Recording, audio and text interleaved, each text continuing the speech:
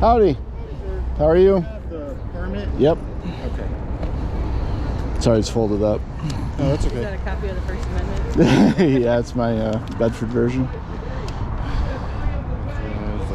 October 18th. Okay.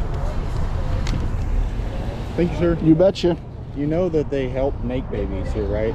You know you know how the process works? That they I'll get out of the road. that they mix an egg and sperm and then they help create babies? Yeah. Do you know how many embryos are lost in the process? No. Okay, that's part of that's why we're here. Each stage of the process, there's a certain number of embryos. The early stages, they die by attrition. As you get later, then what happens is they're selectively reduced. They have a permit, you can clear. Oh, you want me to go talk to the complainant? Yeah, you just go tell them that they do have a permit. They selectively reduce them if they don't meet the top 2 grades of the clinic, which means at that point they're either destroyed or donated to science. And so they don't report the number of embryos to like Centers for Disease Control. They report cycles to them. So if you go on an average of cycles of 8 to 15 fertilized eggs per cycle, you can kind of figure out, extrapolate roughly. And then the fact that sometimes it takes 2 or 3 cycles before anyone even has one child through IVF, you can extrapolate. There's been something like 30 to 40 embryos destroyed for every live birth in this clinic alone. Okay. So, and it happens not just here, but we're here.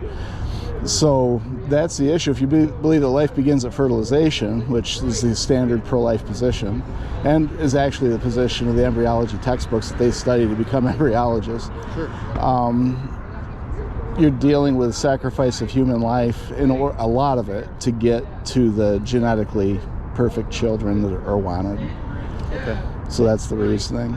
Okay. Yeah. Fair enough. Yeah. So, I mean, I just wanted to make sure y'all knew that they were. Oh, yeah, we know. They weren't performing abortions at this one. Well, as far as I know. So, okay, so here's the weird thing about that. So, once they do the transfer, really nobody really knows what they do with it. Before Texas outlawed surgical abortion, for sure, these places were doing it. Okay. And what was happening was, after transfer, let's say you have an embryo that develops as a fetus and they see markers for Down syndrome or cystic fibrosis or something like that, then what they call it selective reduction after transfer, and they would do it up until the 2nd trimester. So they literally were doing abortions. Sure. And so now nobody knows, because it's totally unregulated. There's no regulations on IVF in the United States. So they could still be doing it. We just don't, this is not like you guys standing there and watch, right, to see whether or not they are, right? No. There's no way you could do that. I'm not saying you should. I'm just saying that there's no regulation. Sure. So we don't know. And that's a really interesting question or like issue, something, to know that. The other clinic over in Fort Worth is located right across the street from the hospital. Why do they need hospital privileges? They're not OBGYNs that go and deliver the baby. You know what I mean? They're not like seeing it through to delivery. They're just creating the life, starting it in motion, and then going from there.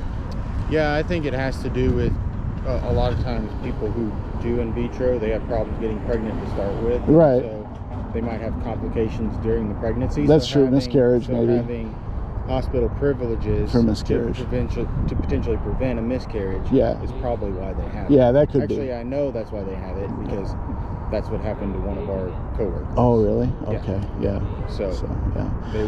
When we talk to people, just so you know, as I'm saying, because I don't always have a chance to talk to you guys like this. The thing is like, I'm good. Does he have a question?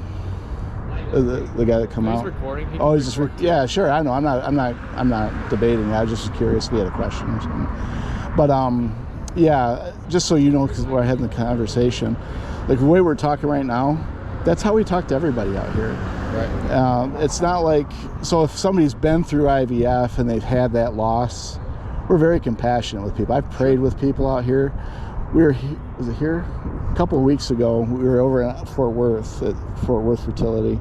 Guy comes out, he says, we're here to see if our baby has a heartbeat. We've had the transfer done, and we want to see if the baby has a heartbeat. And I said, well, can I pray with you? You know, and so I pray with the guy. He goes in and finds out, praise God, baby had a heartbeat. Sure. So we're not against, you know, human life, right? Sure. So I'm just saying that just to say it while I have an opportunity to tell somebody, because I don't always have these kinds of conversations with the police or that kind of thing. So yeah, we're not trying to hem anybody up or anything, but sure. You know, our council says if you're gonna have a protest of however many people, you have to have permits and whatever. Yeah. So, yeah. No, I get it. Obviously, y'all are free to voice your opinion in America. Right. Yeah. I'm not in love with a parade permit when it's like 2 or more people. It just seems kind of weird. But I do it because I'd rather do it and not have the problem. You know, and everybody knows I'm coming. You know, it's just done. But yeah, if we wanted to press it and just force a ticket or something and take it to court, we could probably have it thrown out. But I'm just saying that just as a statement. Like, I'm not in love with it, but I just show you the permit and then it's done. You know, and I'd rather do that than have any issues. And it's odd because normally when people get permits like this, we get emails saying, "Hey, they're going to be permitting here." Okay. And then when they call, we just tell them, "Hey, there's a permit." But for whatever reason, this one they didn't. Because that's the first thing I checked with emails to see. Yeah, right. Yeah. Huh. They didn't. Oh, that's interesting. It was a little later than normal. I was right on the edge of the 5-day rule. Oh, okay. That might be why. That might be why. Yeah, usually we get them like 2 weeks in advance. Right. Yeah, and I try to. Well, I've got one, just so I say it to you too while you're here. I put 2 dates on that permit, and I have one for next Friday as well. Okay. Just so you know. Yeah, not a problem. Yeah. Yeah, I'm actually working overtime because they didn't have enough people, so I'll let the Oh, really?